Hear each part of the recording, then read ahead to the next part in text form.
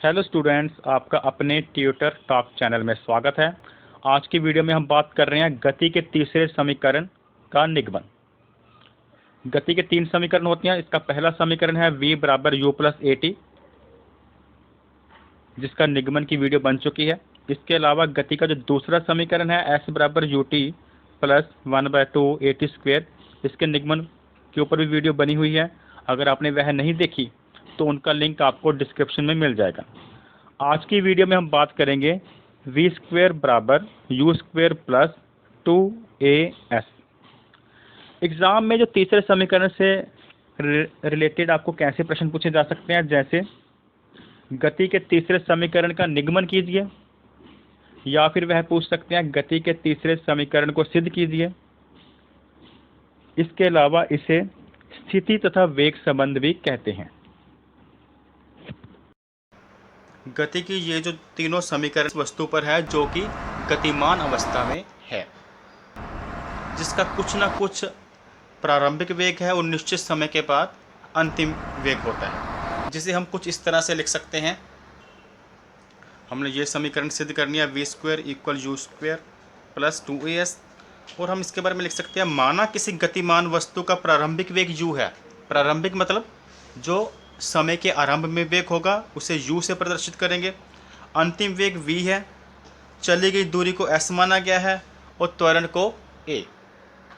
या फिर आप इसे सिंपली ऐसे लिख सकते हैं, प्रारंभिक वेग बराबर u, अंतिम वेग बराबर v। विस्थापन को s से प्रदर्शित किया जाता है, त्वरण को स्मॉल लेटर a से, समय को t से। और ये जो तीसरी समीकरण है, इसको सिद्ध करने के लिए हम गति के प्रथम समीकरण और उसके दूसरे समीकरण की मदद लेंगे। जो गति का दूसरा समीकरण है उसे लिख सकते हैं, गति के दूसरे समीकरण से s बराबर U T plus 1/2 A T square, यह गति का दूसरा समीकरण है। और इसी तरह से गति के प्रथम समीकरण से जो कि है v बराबर u प्लस ए टी, इस समीकरण से हम t की वैल्यू निकाल सकते हैं, v बराबर u plus A T. v बराबर u प्लस ए टी जो कि गति की प्रथम समीकरण है, इससे हम t की वैल्यू निकाल लेंगे। यहाँ पर हो जाएगा v माइनस यू और यहाँ पर ए टी। इस तरह से t की वैल्यू आ जाती है, a इसके अपॉन चला जाता है और t की वैल्यू आपके पास आ जाती है v माइनस यू अपॉन ए। क्लियर हो गया? u इधर आ गया, v माइनस यू, a इसके नीचे चला गया, v माइनस यू अपॉन ए। ये किसकी वैल्यू? t की। अब हमने ये वैल्यू क्यों निकाली? ये t की वैल्यू हमने इसलिए निकाल लिया ताकि हम गति के दूसरे समीकरण में जहाँ जहाँ पर t है वहाँ पर ये वैल्यू को फिल कर देंगे। t की इस वैल्यू को कहाँ पर फिल करेंगे? यहाँ पर गति के दूसरे समीकरण में जहाँ पर t है वहाँ पर ये वैल्यू फिल करते हैं। तो इसको हम कैसे लिखेंगे? s बराबर, यहाँ पर वैल्यू फिल कर रहे हैं, यहाँ पे लिख लेते हैं s बराबर u, और t की जगह पे हमने क्या लिखना है? t की जगह पे हमने लिखना है ये वाली value, v minus u upon a. दोबारा से देखें, s को हमने s लिखा, इक्वल का इक्वल, u का u, t की जगह पे ये वैल्यू फिल कर दी। आगे प्लस है, प्लस के बाद 1/2 है, उसके बाद a है, a के बाद फिर t की स्क्वायर है। तो यहाँ पर हम जल्दी से वैल्यू फिल कर देते हैं, v माइनस यू अपॉन ए और होल स्क्वायर। यहाँ पर t की जगह पे ये वाली वैल्यू फिल कर दी, उसका स्क्वायर था, स्क्वायर भी लगा दिया। अब इसका जो स्क्वायर है ये हम ओपन करेंगे, a square b square minus 2ab। तो इसको लिखेंगे s बराबर, ये हो गया हमारा u भी, और ये माइनस यू स्क्वायर अपॉन ए, और यहाँ पर प्लस 1/2 a, और इसका जब होल स्क्वायर ओपन करेंगे तो क्या आएगा? v square plus you square minus 2uv। और याद रखना अपॉन में a का भी स्क्वायर होगा, होल स्क्वायर है तो a का भी होगा, तो यहाँ पर लिखेंगे a स्क्वायर।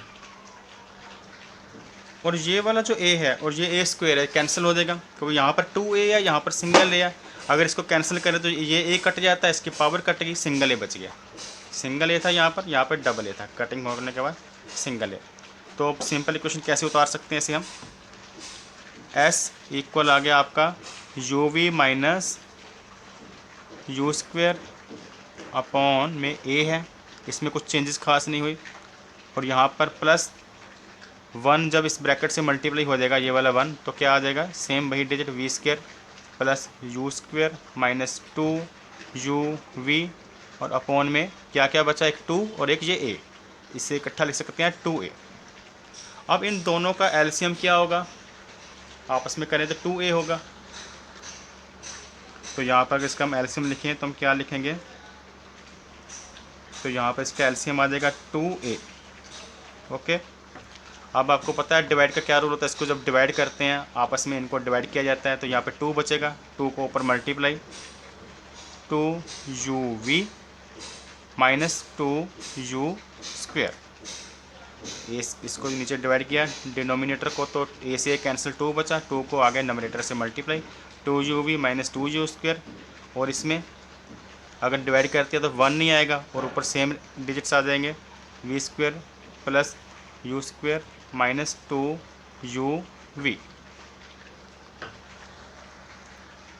और यहाँ पर ये 2uv प्लस का है 2uv माइनस का, ये तो हो गए जी कैंसिल, और यहाँ पर हम एस भी लिख लेते हैं, इसको उतारना यहाँ पे नहीं लिखा गया एस, और ये जो माइनस 2u स्क्वेयर है और ये प्लस यू स्क्वेयर आपस में माइनस होगा, और क्या आएगा minus U square, minus 2u square में से ये वाला यू स्क्वेयर माइनस करेंगे तो माइनस यू स्क्वेयर आएगा, जिसे हम लिख सकते हैं बाद में V square minus U square, ये कैंसिल हो गई, ये छोटी सी स्टेटमेंट बन गई अब, और यहाँ पर लिख देंगे हम अपॉन 2a, और इस तरफ हमारे पास है s, और ये 2a जब उधर जाकर मल्टीप्लाई होगा तो क्या हो जाएगा 2as,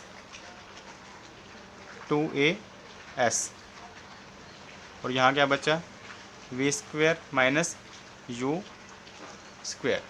अब ये यू जो माइनस यू स्क्वेयर है अगर हम इस तरफ ले आते हैं, ये यू स्क्वेयर अगर इधर जाएगा तो बन जाएगा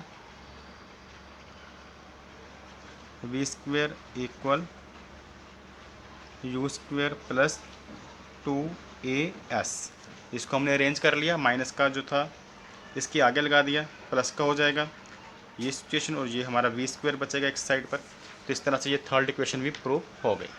अगर यह वीडियो आपको पसंद आई हो तो इसे लाइक करना ना भूलें। Thanks for watching.